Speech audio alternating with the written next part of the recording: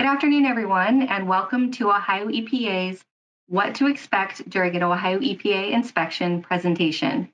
My name is April Stevens with the Division of Environmental and Financial Assistance here at Ohio EPA, and I will be moderating this afternoon's presentation with Ohio EPA's Olin Ackman from our Division of Air Pollution Control, John Schmidt from the Division of Surface Water, and Frank Zingales from the Division of Environmental Response and Revitalization.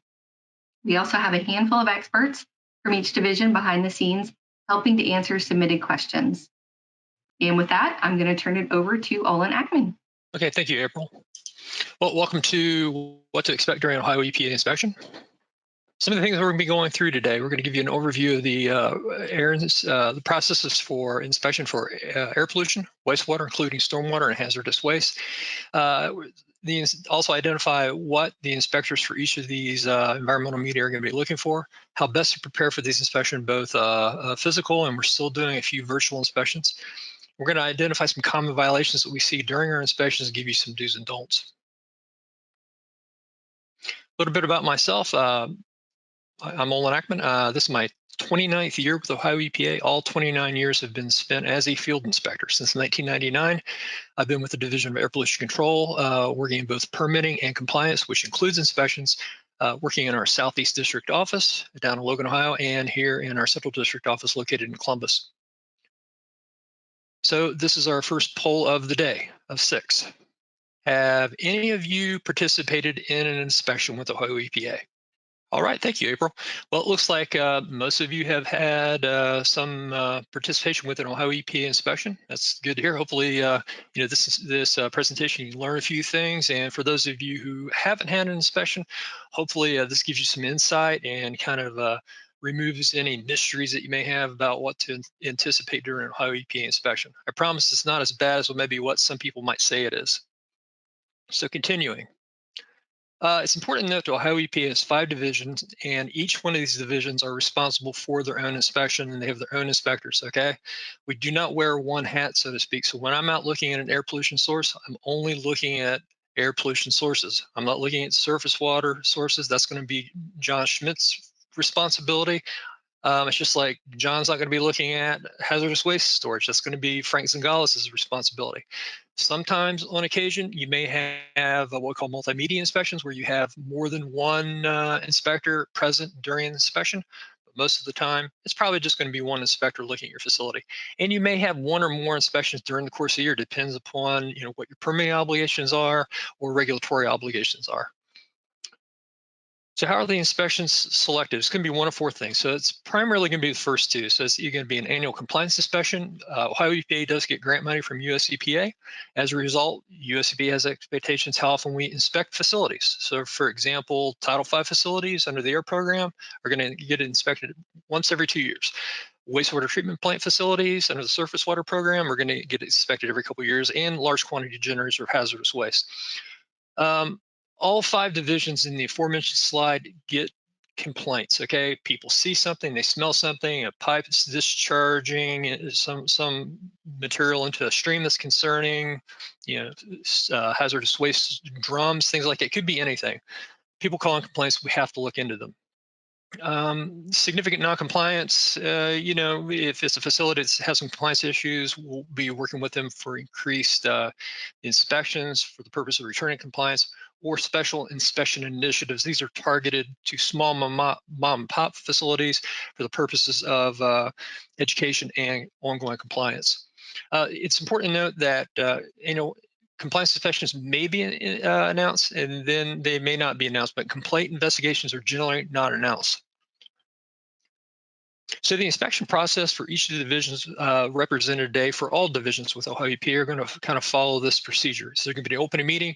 The inspector is going to identify who they are, what division they represent, and then what environmental media they're going to be looking at the facility, okay? They're going to walk through the facility. They're going to look at the sources of pollution that are either permitted or regulated in some sort, and they're going to possibly compare that to a compliance to a permit, Records review is going to occur. Records are super important in the course of an inspector because that demonstrates compliance between inspection events.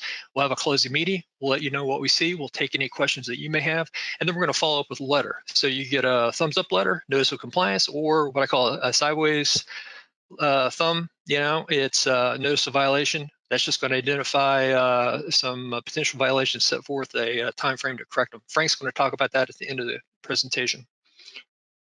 Site visits, we were doing these quite a bit during the pandemic. If it's determined that we're still doing them in some limited aspect, if it's deemed to be appropriate for your facility, you'll be contacted, okay?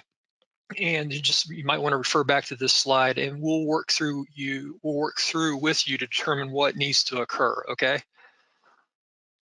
It's super important, if you're contacted about an inspection, have a plan, okay? We basically need somebody who's going to be able to explain to us, your operations, how your wastes are managed, where pipes are discharged for surface water control, where a stack is vented for any kind of air pollution source, things like that. Just be able to explain this information to the inspector. Also, make sure you have a camera that works. Some of the divisions, they take photographs. You can request copies of these, and it's super important. You're going to hear me say this a number of times. Make sure you have an idea where your records are kept. Records are very important to demonstrate compliance between these inspection events. So when the inspector arrives, make sure you find out why it's being done. It should be absolutely clear to you why the inspection is being done, whether it is a complaint investigation or annual compliance investigation. Make sure you request a card from the inspector. Tell us about any kind of safety requirements at your plant, especially if the inspector calls you ahead of time to set the inspection up. Let us know about any kind of safety gear we need, or if there is a safety training that we need to be watching. I'll get there earlier. We get there earlier so we won't take any time away from the inspection. Hey, we want you guys to be in compliance. This is why we do these presentations like this, so you guys are in compliance. We're not generally enforcement driven, okay? Also, with that, if you don't have an answer to something, just say I don't have an answer. Follow-up questions are acceptable. It's better than making something up. I get questions all the time when I go on inspection, and I don't have an answer, and I have to follow up. So air pollution. These are some of the things we'll be talking about today. It's really important to note that Ohio air pollution is unique in the sense that we have 5 district offices that are going to be working on permitting and compliance, especially with regards to inspection. And then there's also local air agencies, and it's kind of broken out geographically. So, and the local air agencies are responsible for permitting and compliance in that certain geographical area. So what does that mean? So if you're in Cuyahoga County, for example, and you have air permit obligations, and you have surface water obligations, environmental obligations, and you have, let's say, hazardous waste, where you're going to be working with the Northeast District Office for Ohio EPA, and you'll be working with, say, John Schmidt on surface water and Frank Zingales on hazardous waste, but you'll be working with the Cleveland Air Local with regards to your inspections and permitting. These inspections may or may not be announced. If it's a complaint, they're not going to be announced. Show the inspector, the emissions units. Those are the things that are going to be making you money, but those are the things that you're going to, sources of pollution. Okay, so they're going to either be subject to a permit or some kind of rule. Control equipment, we're going to look at those. Control equipment is nothing more than a bolt-on appliance to the emissions unit to either reduce or eliminate a given pollutant. Okay, an example of that would be a baghouse to control dust. Record keeping. We'll be looking at that as well to determine if you've been in compliance with your throughput usage, things like that. While we're visiting, once again, routine inspection. Okay, Title V facilities, you're going to see this once every 2 years. If you're synthetic miner, meaning you could be Title V, but you're taking some kind of permit restriction like hours of operation or material usage, you're going to see this once every 5 years. We get complaints. We get a lot of complaints in air. People smell something's dusty, they phone it in, and we have to look at it. Or if it's a small mom and pop facility, for example, the previous owner, operator, for example, has applied for and gotten a permit for something at the facility and you're not aware of it, okay? So the permit's expired or there's a compliance report that's due, we show up at your facility and we inspect your facility, and that's how you become aware of a permit that you may have. Pre-inspection meeting, once again, the inspector tells you why they're there, routine inspection or a complaint. We're going to go through the facility processes, and we're going to correlate what you do at your facility that has potential air emissions and correlate that more than likely to an air permit. Okay, and this time we'll review the air permit with you. And if you don't have one, we'll provide one. Okay. We'll also describe any records that are going to need to be reviewed. And with air pollution, record keeping is kind of unique, and since we don't tell you how the records are to be kept, we do outline how what records do need to be kept. So it's really important to have access to those records quickly. Facility walkthrough, we're basically going to be looking at any kind of visible emissions. We're going to inspect those emissions units. Once again, that's going to correlate to an underlying permit. And we're going to make sure that anything you have there that is operating, that make sure that everything is basically permitted. Okay, one of the things we're going to look at is pretty common is a stack. We're going to inspect your facility, and we're going to look at any kind of stack and stack emissions that you have, make sure that they're operating consistent with a permit. So what we're looking at is basically opacity. So you might have an opacity observation that occurs at the time of the inspection. These are also things I want to note that you, as the owner operator, probably should be looking at in your day-to-day record keeping and monitoring that you're doing. And that's going to be outlined in the permit. The other thing we're going to be looking at is if you have any kind of fugitive dust emissions, we're going to be evaluating the facility and make sure that there's no dusty situations. If you look at the picture in the upper left-hand corner, that's a crusher. And between the boom of the crusher and the surge pile, looks pretty dusty. During an inspection, you may be asked, why that water spray bar on that crusher is not operating. Roadways and parking areas are pretty common. As indicated in the upper right-hand corner, during an inspection, if this was an actual situation, you may be asked, to run a water truck over this. Paints and solvents, this is my attempt to have some kind of picture to represent something you can't see. So if you're using paints and solvents, as soon as the solids content of that paint or adhesive or ink gets on whatever you're putting it on, then the organic component of that has done its job and it goes up and out of the building. That's the thing that you generally smell. That's what we're regulating in a permit, and that's what we have to evaluate during an inspection. The other thing that we're going to be looking at is control equipment. Okay, so I could have, unfortunately, due to time constraints, there's a limit on what control equipment I can represent in a presentation like this. However, it could be a bag house for particulate matter. It could be a thermal oxidizer to control organics. It could be a wet scrubber. There's a whole bunch of different control equipment that's out there. But for the purpose of this presentation, we're going to do like a micro air inspection here. Okay. So we have 2 3-sided spray booths. We'll say that both of these have been applied for and received a permit to install. And we know the 3-sided because there's no back door on them. In Ohio, if you have a spray booth, you're required to have a spray booth or a fabric filter in place. Okay, the purpose of the fabric filter is to capture any kind of particulate matter from overspray. If you look at the first booth here in the foreground, there's a fabric filter or like a furnace filter that's in place. Looks like it's in pretty good repair. Overall, the housekeeping is pretty good. The other thing I'm going to look at during the inspection is I'm going to look at the guns. The guns would have been identified in the underlying application for this permit for these 2 booths. In this case, they appear to be what we call HVLP guns, high vapor, low pressure. I'm going to make sure that that's consistent with the underlying application. And the other thing I'm going to be looking at is like, how is the solvents being used? You have a knockdown container, like a 5-gallon pail next to that operator in the foreground. That's how they're cleaning out the guns. I'm also going to be looking at in the background, any solvent usage, okay, and paints and things like that. So I want to correlate also how is the paint usage and what paint's being applied in a given period of time. How is that being identified in and monitored and maintained in the consistent with the permit requirements. Records of repute, as I said, paint solvent usage, what's the VOC content of the materials, all these things are going to be required by a permit and that you have to keep records of. The other thing is fuel usage, fuel types. If you have a boiler, you're burning natural gas with a fuel oil backup, or you have an emergency generator that you're burning diesel. Material throughput production rates, this is limitless, okay? This could be, how many tons of bread are you baking per hour? What's the throughput? What's the pull rate of a glass tank for glass manufacturing? It could be anything.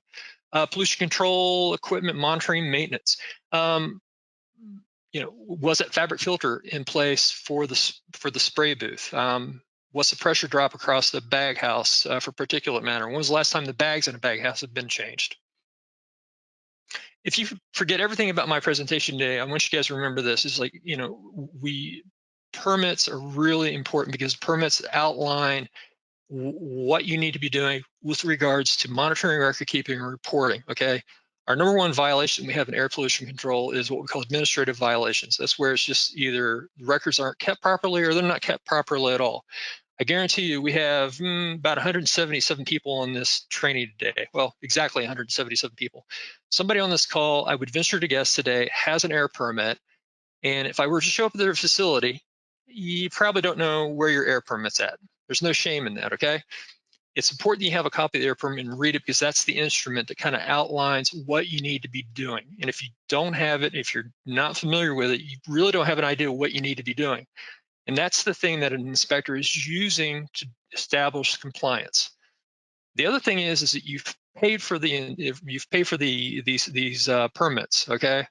So sometimes they're free, sometimes they're not. Also, I want to say, if it doesn't make any sense, contact the district office local air authority. Ask them to explain it to you to clear things up.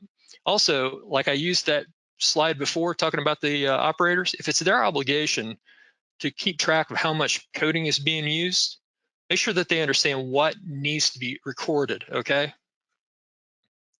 I've already discussed this, we're going to look at, make sure you're keeping the records consistent with the permit. And once again, the permit is going to summarize everything that you have to maintain at your facility, okay? So you don't have to be looking at other regulations or anything. Everything you need to do as far as monitoring record keeping is summarized in that permit. These are some things to just take a look at, okay? If you're uncertain, if you have something at your facility that has permit obligations, take a look at this. These are some of the things that are pretty common sources of air pollution: boilers, stone crushing, paint booths, emergency generators, a lot of those. Unpaved roadways, okay? Does everything need a permit? Nope. Contact your district office or local air authority and discuss it with them. They'll put you in the right direction. So this is our second of 6 polls. So, question, is open burning allowed in Ohio? Okay, thank you, April. Well, it's broken half and half. Okay, open burning. So for those of you that think you're allowed to open burn, got some bad news for you. Generally, you're not allowed to open burn in Ohio, okay? You're especially not allowed to burn for the purposes of material recovery, as indicated in the picture on the left side. Wire burners is the one activity in the state of Ohio that will fast track you to not only enforcement, but stipulated penalties, okay? So don't open burn for the purposes of material recovery, and also don't open burn for the purpose of material waste disposal, okay? Are there exceptions to this? Yes. However, I will say this: before you light anything off, contact your district office or local air authority and ask them what is acceptable. So some of the common permit violations we see, installing something without a permit, not maintaining the records. That's, as I said before, that's our number one permit violation. Exceeding the permits. I was talking about that spray booth, for example. So if the permit that was issued to the spray booth sets a limit for so much VOC per gallon and use a higher VOC per gallon, that might be an example of a permit limitation. Once again, not maintaining air pollution control equipment, and as I just discussed, open burning. I can't stress enough, make your record keeping as simple as possible. Don't get complicated with it. Where people are most successful with record keeping is it works, whatever they use, it works best for them. And the last thing is foster a good relationship with neighbors, okay? A lot of people that phone in complaints, phone in because of dust, because of odors or something like that. So sometimes that can be a challenge. So with that, I'm going to hand things over to John Schmidt, who's going to walk us through surface water. Thank you, Olin. My name is John Schmidt, and I'm a permit writer and reviewer with Ohio EPA's Northeast District Office up in Twinsburg, Ohio. This is my 26th year with Ohio EPA. Spent 8.5 years as a consultant prior to that time. I'm a professional engineer, wastewater treatment plant operator, and an environmental health specialist. So with that, let's go on here to Ohio EPA's regulatory authority. Okay, Surface Water Regulatory Authority. We are permitted to carry out the Federal Clean Water Act in the state of Ohio as authorized by US EPA, as well as enforce our own state water laws and the rules and regulations derived from them. And first and foremost is NPDES permit systems. That is the mouthful National Pollution Discharge Elimination System. That is the discharge permit. It is called an NPDES permit from Maine to California. It's a term that US EPA uses. It includes the classical point sources like sewage treatment plants, industrial facilities, other discharges reaching waters of the state like hydrostatic test water or water from a remediation project of treating groundwater. We also regulate stormwater, industrial sites based on your 4-digit standard industrial classification code. Examples can include things like scrap yards and steel mills. Construction sites which disturb 1 acre or greater in size or is part of a larger development that is 1 acre or larger in size, as well as municipal separate storm sewer systems, MS4s. Permits can either be applied for coverage under an existing statewide general permit, or you may have an individual permit tailored specifically to your facility. We also regulate permits to install. That's if you want to build something. So classic things like sewer mains, sewer extensions, pump stations, sewage plants or modifications of those sewage plants, industrial pretreatment systems. One thing I do want to note, as Olin had indicated earlier here, we also have a delegation authority, something called a small flows program. If you are building a non-discharging treatment system, think septic tank and tile field, it's 1,000 gallons per day and less. Some counties have their health departments go through that process rather than Ohio EPA. If you're in a county that has a small flows program and you're unsure, reach out to your district office and we can let you know whether or not the permit to install would come through us, or if you would go through whatever authorization is at the local health department level.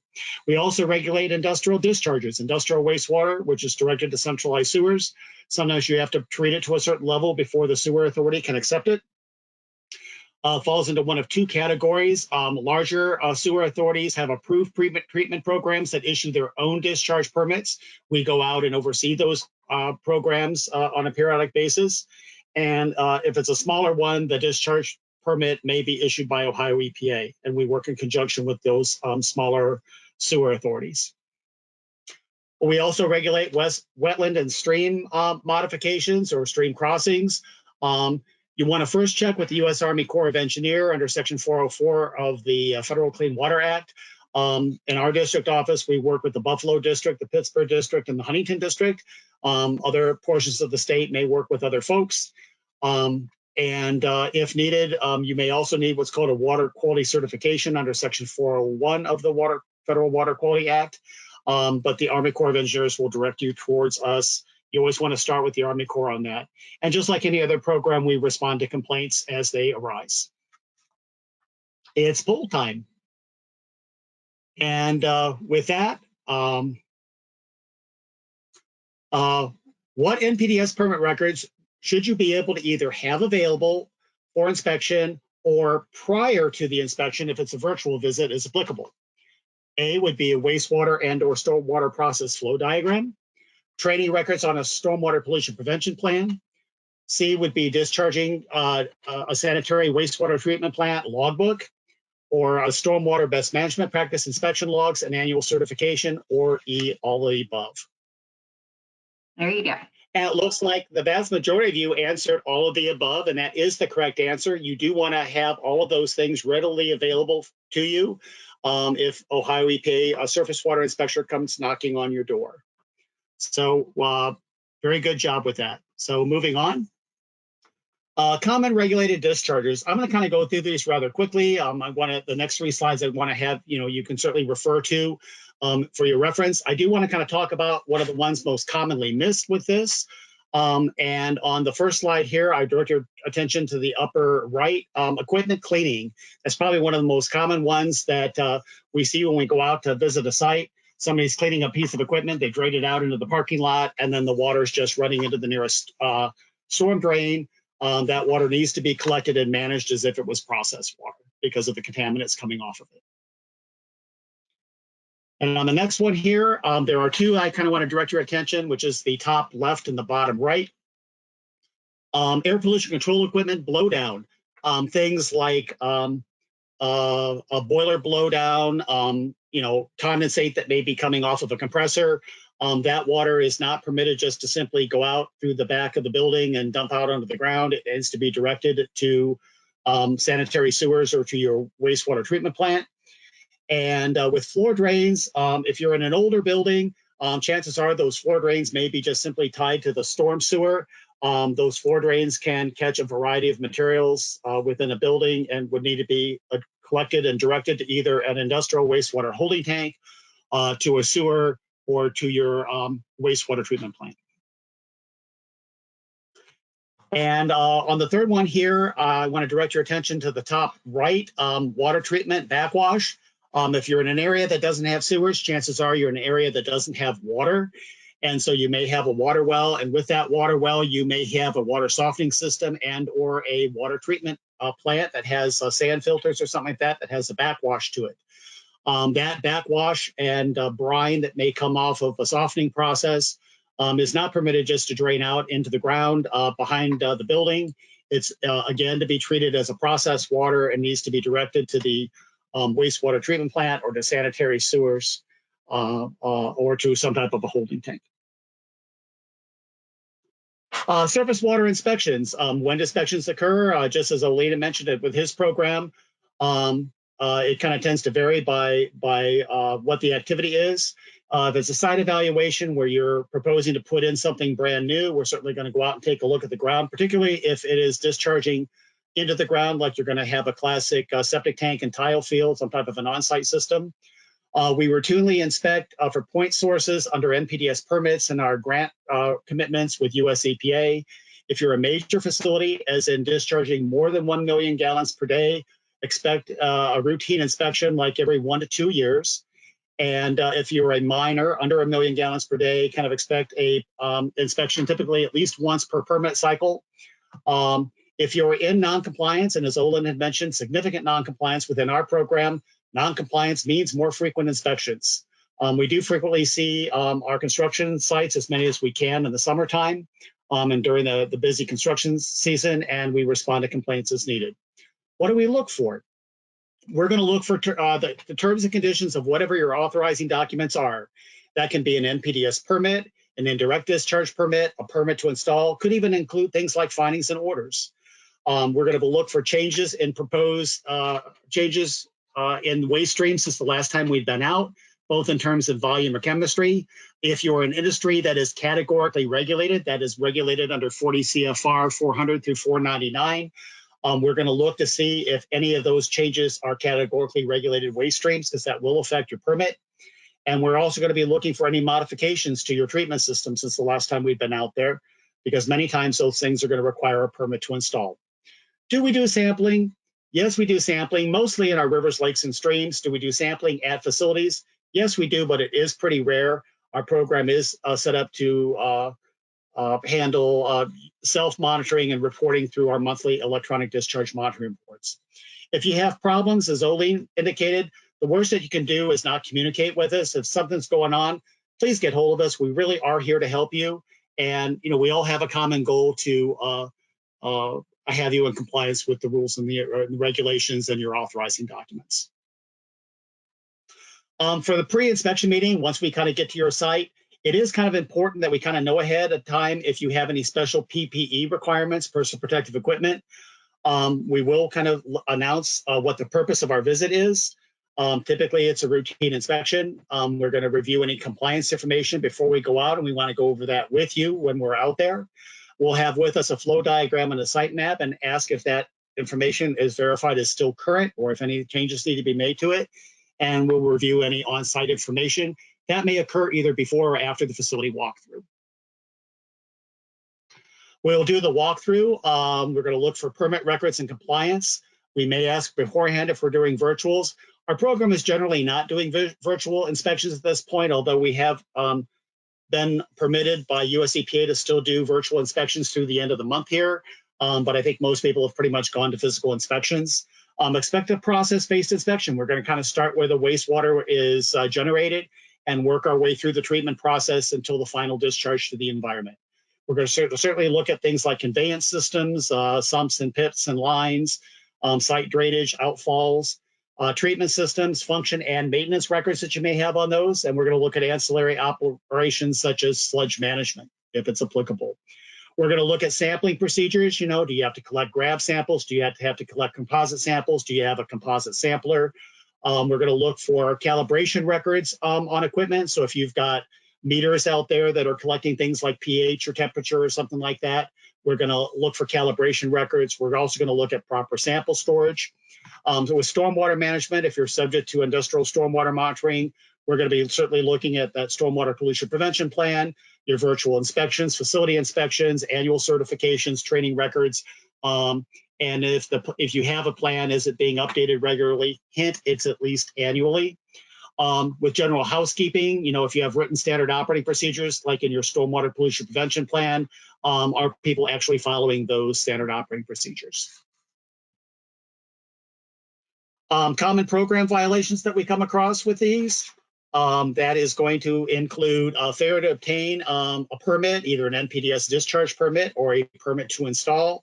Can include unauthorized indirect, i.e. the sewers, or direct waters of the state without a permit, installing something new without obtaining a permit to install, processed water changes without notifying Ohio EPA first, and failure to apply and obtain either a stormwater permit or a no exposure certification. So if you're one of those facilities that has an SIC code that lobs you into the industrial stormwater program, we're going to expect to either be seeing a no exposure certification, and are you complying with that certification, or you've applied for and obtained coverage for a stormwater permit, either individually or under a general permit. What I have highlighted there in red, if you have an on-site system, i.e. the classic septic system, that is for toilet and hand sink water only. If you are sending industrial wastewater to that, you are going to become a class 5 injection well, and it is a path you do not want to walk down. So keep in mind, septic system, think just toilet and hand sinks, just normal domestic wastewater only. Other common program violations with sampling, failure to provide samples. If you have an NPDES permit, every month you're typically submitting a discharge monitoring report. That report is due on the 20th of the month that covers the previous month. Failure to ensure proper sampling, preservation, the type of sampling, like if your permit says you're supposed to be taking a composite sample and you're doing a simple grab sample. The method, NPDES permit sampling methods are outlined in 40 CFR 136. Just because it is a US EPA method or an AWWA method, it may not be on 40 CFR 136. So make sure that that is appropriate. Failure to provide notifications for exceeding permit limits, upsets, and bypasses. If you have an individual permit, this is covered in Part 3, Item 12 of your permit. Some things have to be reported within 24 hours of discovery. Other things you notify us by putting notations in your monthly electronic discharge monitoring reports. Monitoring instruments that are calibrated. If you have an instrument, it must be calibrated so the data is valid. So typically, instruments are typically calibrated before they're used. If you have handheld instruments like pH meters or DO meters or chlorine residual meters, failure to have an operator of record. If you have an NPDES permit and that is a requirement of that permit, or it could be even a requirement of a permit to install, even if you discharge on site, you may have the requirement to have your system be seen by a licensed operator. And another common error that we see is people tend to hire and fire operators of record, contract operators quite often, and you're supposed to notify Ohio EPA of that change within 3 days of that change occurring. Other common program violations, failure to maintain and operate equipment, calibration records, failure to follow manufacturer's maintenance. With stormwater records, there's a lot of information that you just maintain at the facility. Stormwater plans, virtual inspections, quarterly inspections, annual certifications. with plant records, failure to have a logbook, failure to keep operators' licenses with the equipment. Are you prepared for an inspection? As Olin says, read your permit, know your permit, be your permit. If you have a permit, you should know it and know what it requires you to do. Know the locations of where things go. If you don't know where drains and sewers go, you're going to need to find out maybe with doing a dye test. Having records available, documenting treatment and management disposal of waste streams, including sludges. Avoid surprises and noncompliance by preparing and educating employees regarding standard operating procedures. And again, if you have a problem, communicate with your inspector. We really are here to help. And with that, I'm going to turn things over to Frank Zingales, who'll talk to us about hazardous waste. John, thank you for your presentation. Welcome all. Appreciate your time today listening to our presentation, and our goal here is to provide you with compliance assistance on our inspection process. My name is Frank Zingales, and I'm actually out of the Northeast District Office in Twinsburg. I've been with the agency for about 25 years now. And I'd like to talk to you about what goes into a hazardous waste inspection.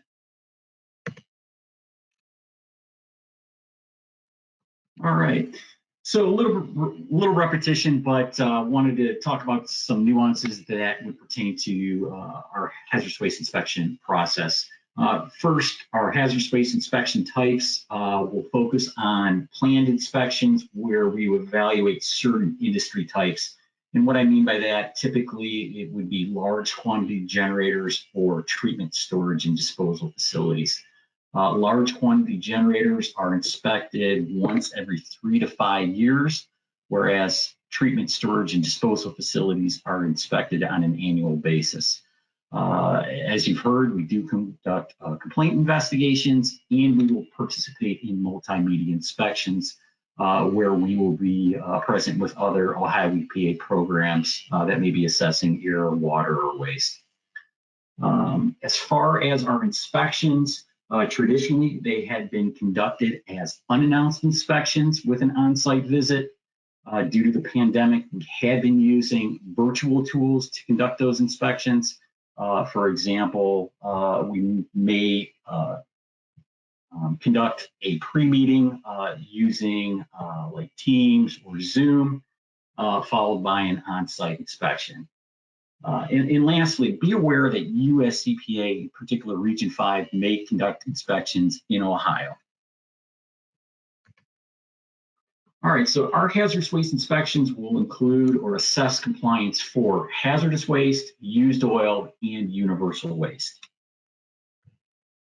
As this slide represents, kind of as a refresher, hazardous waste represents this cradle to grave management of a hazardous waste. So from its initial point of generation at a generator facility, through its transportation, and ultimately its receipt and treatment and disposal at a treatment, storage, and disposal facility.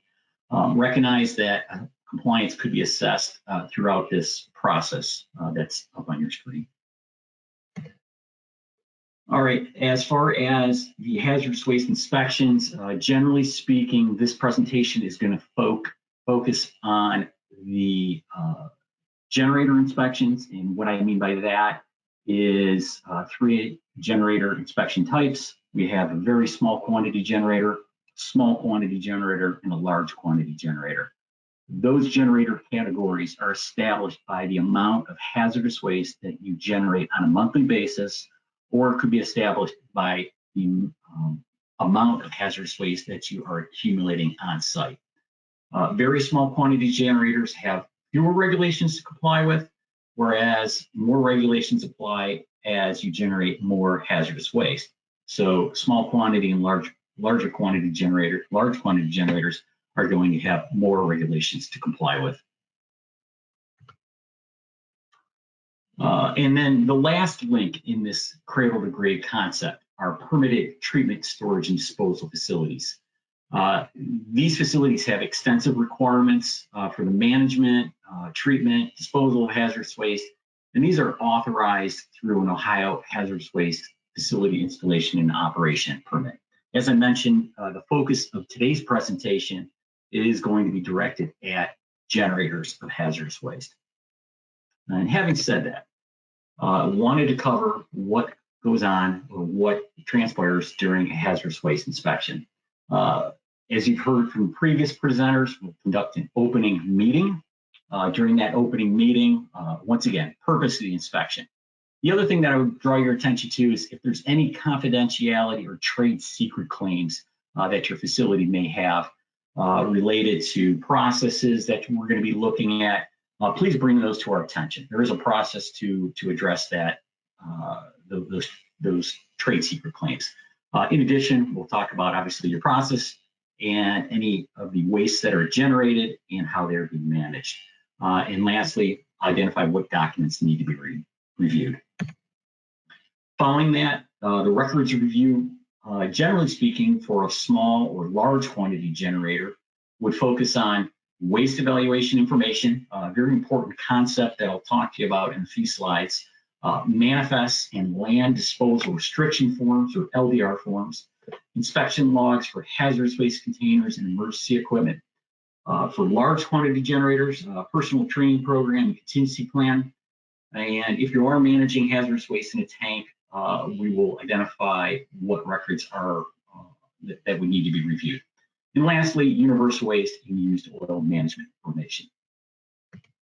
Following the records review, in some of this doesn't necessarily occur in this particular order, but the records review may be conducted after the facility walkthrough.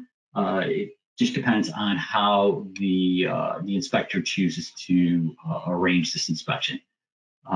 Recognize that our facility walkthrough, in some situations when a virtual site visit is being conducted, that will cover your process operations, any waste generation points, areas where you're accumulating or storing hazardous waste, used oil, and universal waste, emergency equipment for your hazardous waste accumulation areas, and also recognize that photographs may be taken by the inspector, and if we are doing a virtual site visit, screenshots using our computer.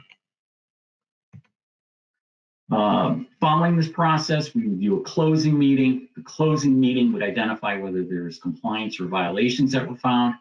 If there are violations found, what measures to correct them are needed. We may identify areas that require further information and follow up with you to submit that information. And lastly, compliance assistance information and pollution prevention opportunities. As I mentioned, one of our goals here is also to provide compliance assistance to these entities.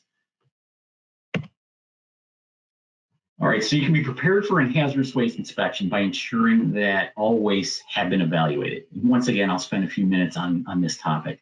You want to be managing your hazardous waste, your universal waste, and used oil properly. For small and large quantity generators, maintaining emergency response and communication equipment. And then lastly, for large and small quantity generators, maintaining and having available hazardous waste related documentation. This can include manifests, inspection logs, personal training records, contingency plan, and potentially tank system information. At this point, I wanted to talk about common violations that we find during the course of an inspection, but wanted to spend a few minutes on this waste evaluation concept. Really, waste evaluation is the cornerstone of hazardous waste management. Can't impress upon you, that concept is very important to the hazardous waste program. What this entails is making an evaluation to determine whether or not your waste is hazardous or not. This is prescribed in the Ohio Administrative Code, OAC 3745-52-11. And once again, it is a process that you would document whether or not your waste is hazardous, and if it is hazardous, then obviously managing it appropriately. Quick review, hazardous waste can include what we call characteristic, which are the D codes, as well as the listed hazardous waste, which can include the F, K, P, and U codes. Wanted also just to also demonstrate the need to conduct a proper waste evaluation.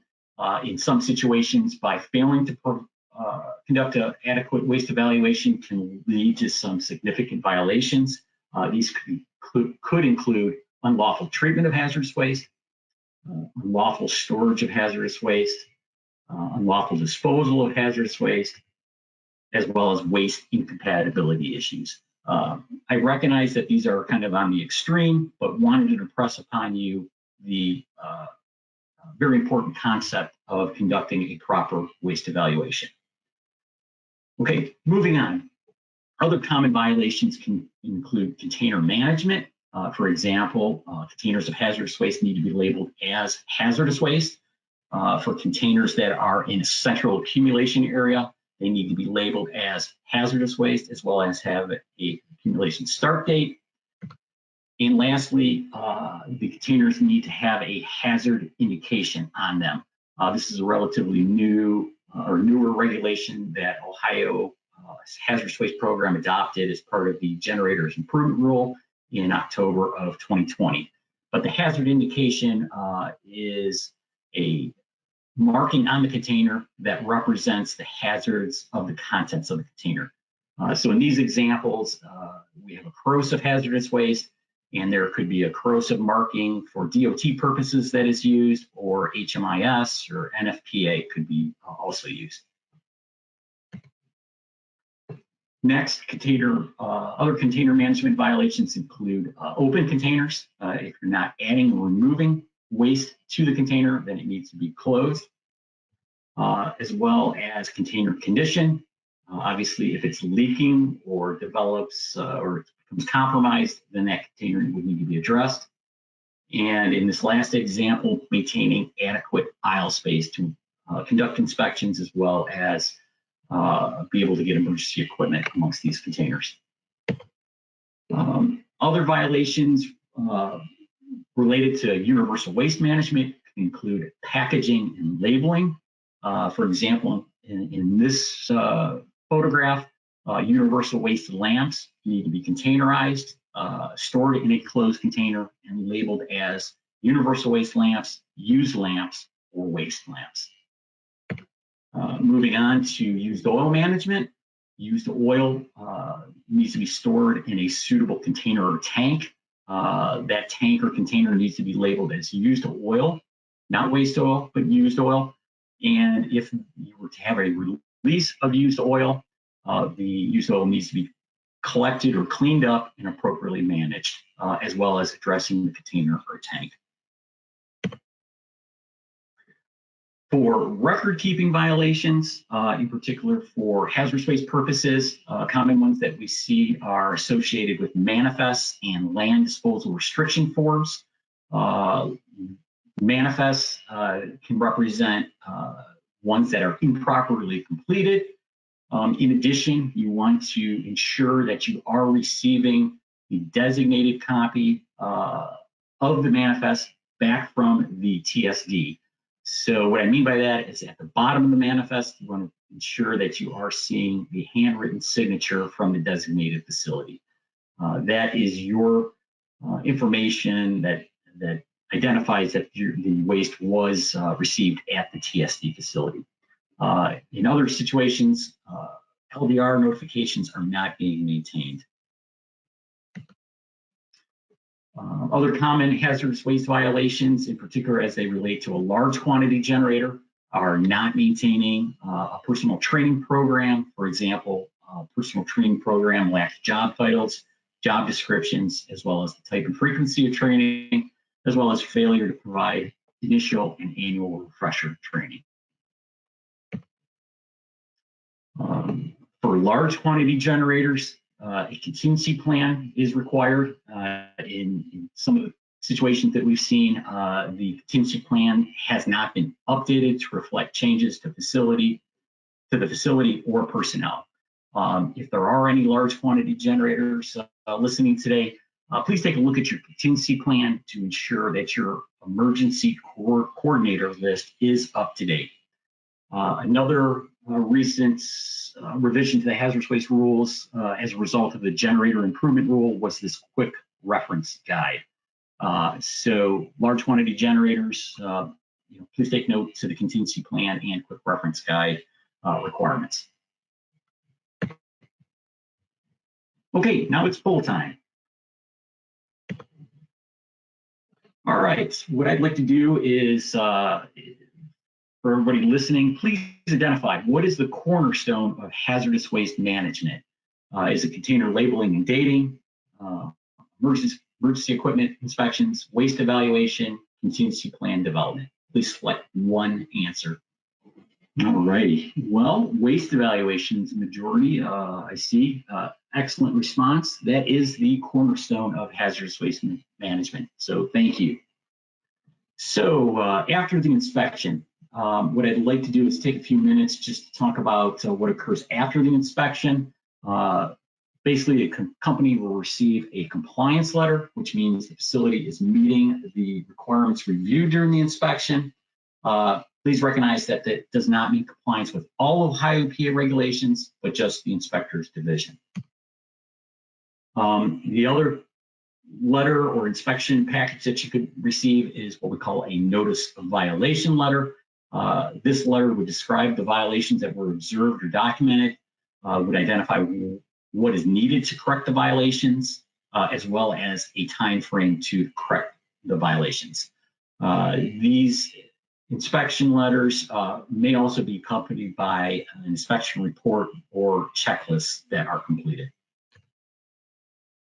Please contact your inspector if you have questions about the NOV. If there's facts in the NOV that are wrong, if you do not understand what is needed to correct the violations, or if you have questions on the compliance process, or more importantly, if you need more time to respond. Obviously, please do not ignore the NOV, the notice of violation, and obviously the violations will not go away. Also, please don't wait until the last day to respond to the NOV. If you need additional time, please reach out to the inspector to set forth an acceptable response time frame. And lastly, don't cut off communications with your inspector.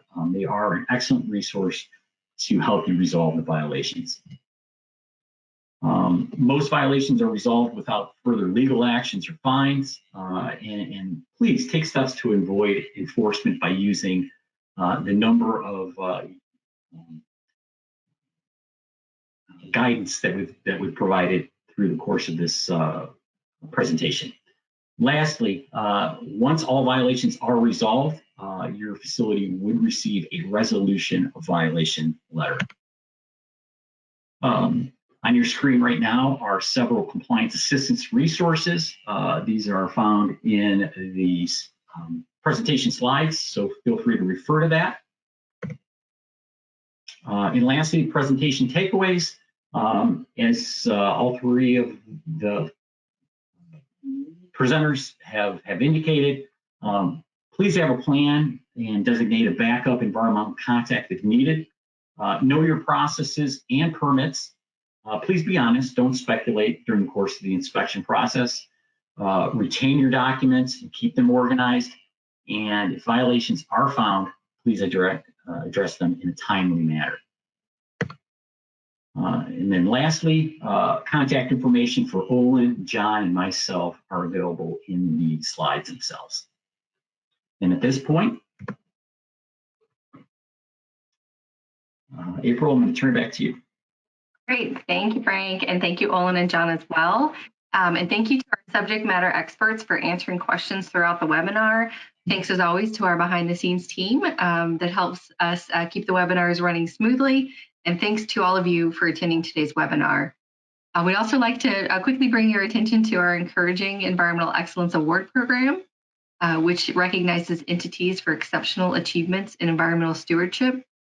This program has different levels of recognition for organizations, communities, and schools. Please go to the website there on the slide to learn more about the program. And then tomorrow, during the BWC Safety Congress, please join DEFA's Assistant Chief Dan Sowery as he presents Ohio EPA's regulations what you need to know to stay out of trouble at 10 a.m. tomorrow. You can register by clicking this link in the PDF version of these PowerPoint slides and the handouts. All of these hyperlinks you see on your screen are in the PDF version of the slides, and you can click on those to register or for more information or to go to these websites. Then on April 5th, please join us for a webinar on our water resource restoration sponsorship program. The WRRSP uses interest monies from our Water Pollution Control Loan Fund, loan sponsor projects to fund preservation and restoration of aquatic habitat. If you missed any past webinars or would like to register for upcoming webinars, visit these links to our website. You can also sign up for email notifications, so you'll be alerted of new webinars as they come up. Again, these links are active on that PDF version of the PowerPoint slides and the handouts. And with that, we will end today's webinar. Thank you for joining us and have a great day.